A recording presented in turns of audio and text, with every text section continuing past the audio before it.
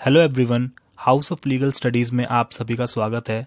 आज हम इस वीडियो में university grant commission UGC net के सिलेबस को डिस्कस करेंगे। बेसिकली इस वीडियो में हम लॉ सब्जेक्ट के पेपर को डिस्कस करेंगे जो कि सब्जेक्ट कोड 58 है।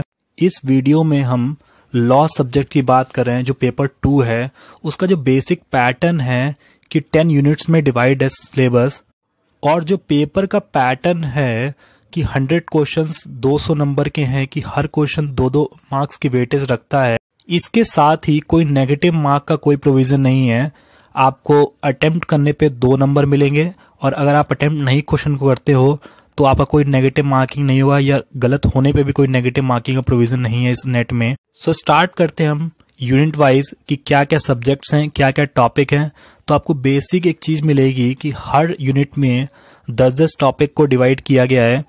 यूनिट 1 का जो सिलेबस है वो टोटली ज्यूरिस्प्रूडेंस के रिगार्डिंग है। तो फर्स्ट टॉपिक है nature and sources of law. उसके बाद आता है क्या क्या स्कूल्स हैं ज्यूरिस्प्रूडेंस के। फिर थर्ड टॉपिक है लॉ एंड मोरालिटी। फिर आती है आपकी concept of rights and duties की बात करते हैं। फिर लीगल पर्सनैलिटी आता है आपका। फिर concept of property, ownership and position, तीनों कॉन्सेप्ट आएंगे आपके। फिर कॉन्सेप्ट ऑफ लाइबिलिटी, और उसके बाद लॉ, पॉवर्टी एंड डेवलपमेंट की बात होगी। और उसके बाद आपका नेक्स्ट जो टॉपिक है, 9th जो टॉपिक है यहाँ पे, वो ग्लोबल जस्टिस की बात है। और उसके बाद modernisation and post modernisation topic को कवर किया गया है। बेसिकली देखा जाए तो यूनिट 1 टोटली ज्यूरिस्प्रूडेंस के रिगार्डिंग है। यहाँ सारे जो टॉपिक्स हैं वो ज्यूरिस्प्रूडेंस से ही कवर किए गए हैं। तो इसका मतलब ये है कि नेट में ज्यूरिस्प्रूडेंस की वेटेज अच्छी खासी है। इसके बाद जो नेक्स्ट यूनिट है वो 2 सब्जेक्ट्स को डील करती है। पहला कॉन्स्टिट्यूशन एंड दूसरा है एडमिनिस्ट्रेटिव लॉ। कॉन्स्टिट्यूशन के रिगार्डिंग यहाँ 7 टॉपिक्स हैं और एडमिनिस्ट्रेटिव लॉ के रिगार्डिंग यहाँ 3 टॉपिक्स को कवर किया गया है। कॉन्स्टिट्यूशन के टॉपिक को देखें तो इसमें preamble, fundamental rights and duties, director principal, state policies के अलावा यूनियन स्टेट एग्जीक्यूटिव का रिलेशन भी आएगा। उसके बाद union and state legislature, distribution of power की बात आती है इसमें साथ में। फिर जुडिशरी को कवर करना पड़ेगा आपको। उसके बाद जो टॉपिक्स है वो इमरजेंसी प्रोविजंस के रिगार्डिंग डील करता है। फिर उसके बाद टेम्परेरी स्पेशल प्रोविजंस जो भी हैं स्टेट्स के पास, या कोई स्पेशल स्टेटस दिया है उसके रिगार्डिंग कोई प्रोविजन है। और साथ ही साथ लास्ट टॉपिक यहाँ कॉन्स्टिट्यूशन ऑफ इंडिया में इलेक्शन कमीशन ऑफ इंडिया को रखा गया है। इसके साथ ही एडमिनिस्ट्रेटिव लॉ की बात करें तो 3 टॉपिक्स कवर किए गए हैं यहाँ पे। Nature, scope and importance of administrative law, principle of natural justice, and the last topic is judicial review and administrative actions के ग्राउंड की बात की गई है। इसके बाद आती है थर्ड यूनिट जो कि इंटरनेशनल लॉ और साथ में इंटरनेशनल ह्यूमैनिटेरियन लॉ की बात करता है, जिसमें इंटरनेशनल लॉ की डेफिनेशन, बेसिस क्या होगा, नेचर क्या है, सोर्सेज क्या आ जाते हैं उसके। फिर साथ ही रिकॉग्निशन कैसे होता है स्टेट का या गवर्नमेंट का, उसकी बात करता है। उसके अगला टॉपिक आता है आपका, उसके साथ ही नेशनैलिटी, रिफ्यूजीज, इमिग्रेशन, एक्सट्राडिशन। इसके साथ ही एक और इम्पॉर्टेंट टॉपिक ये है कि यूनाइटेड नेशंस और उसके ऑर्गन्स को यहाँ पे रखा गया है। उसके साथ डिस्प्यूट्स क्या हुए, कैसे सेटलमेंट हुआ, उसको भी कवर करता है।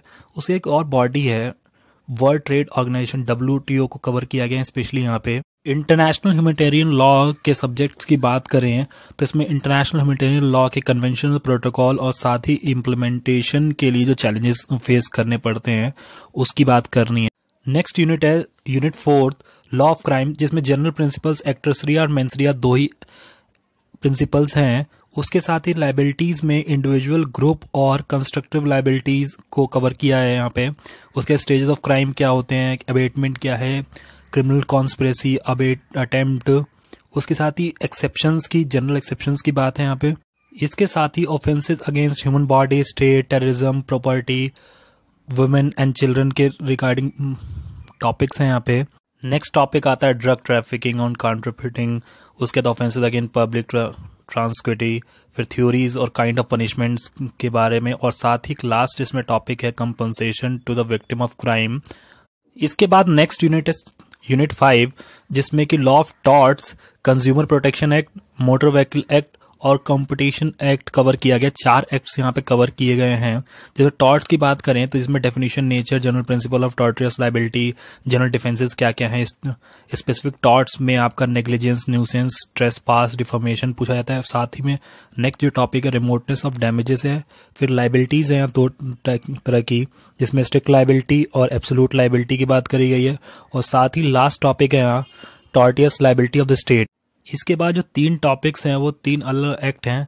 तो पहला है कंज्यूमर प्रोटेक्शन एक्ट 1986, दूसरा है द मोटर व्हीकल एक्ट 1988 और तीसरा है कॉम्पिटिशन एक्ट 2002। नेक्स्ट यूनिट को देखें, यूनिट 6 जो कमर्शियल लॉ में, इसमें भी 5 सब्जेक्ट्स हैं। पहला कॉन्ट्रैक्ट एक्ट, दूसरा सेल्स ऑफ गुड, तीसरा पार्टनरशिप, चौथा नेगोशिएबल इंस्ट्रूमेंट और 5वां कंपनी लॉ।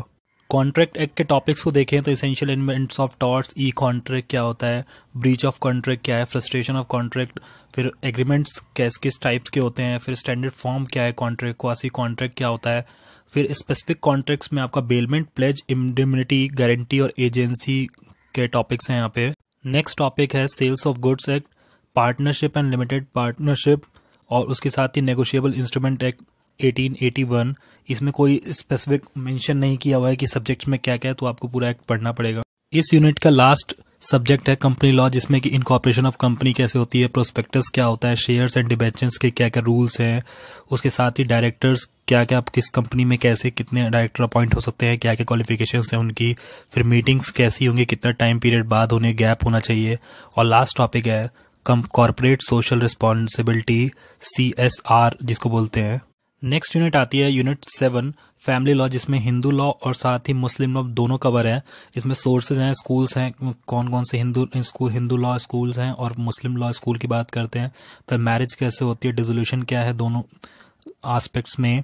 इसके साथ ही डाइवोर्स के टाइप्स, उसके थ्योरीज और क्या क्या ग्राउंड्स हैं। फिर एक और लास्ट अभी रिसेंट डेवलपमेंट के साथ लिविंग रिलेशनशिप को भी ऐड किया गया है यहाँ पे। नेक्स्ट टॉपिक आता है recognition of foreign decrease in India on marriage and divorce, क्या क्या एप्लीबिलिटी है या नहीं है, जो बाहर से फॉरेन डिक्रीज होंगी वो यहाँ वैलिड होंगी या नहीं, इन्फोर्स होगी या नहीं होगी। फिर उसका नेक्स्ट टॉपिक आता है मेंटेनेंस, डॉवर एंड स्त्रीधन, फिर अडॉप्शन, गार्जियनशिप, एक्नॉलेजमेंट, उसके साथ ही सक्सेशन एंड इनहेरिटेंस, उसके बाद विल, गिफ्ट और वफ्त, और फिर लास्ट है टॉपिक आपका यूनिफॉर्म सिविल कोड। यूनिट 8 की बात करें तो यहाँ 2 सब्जेक्ट्स हैं, environment and human right law.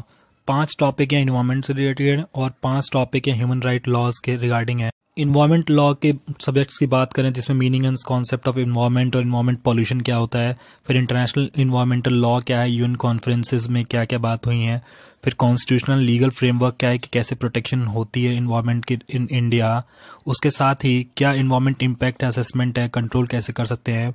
और लास्ट इसमें एक एजेंसी है, इसमें नेशनल ग्रीन ट्रिब्यूनल NGT के बारे में भी है। Next subject human right law की बात करें तो इसमें concept and development of human rights है, यूनिवर्सलिज्म एंड कल्चरल रियलिज्म की बात करते हैं, उसका इंटरनेशनल बिल ऑफ राइट्स बहुत इंपॉर्टेंट है यहाँ पे।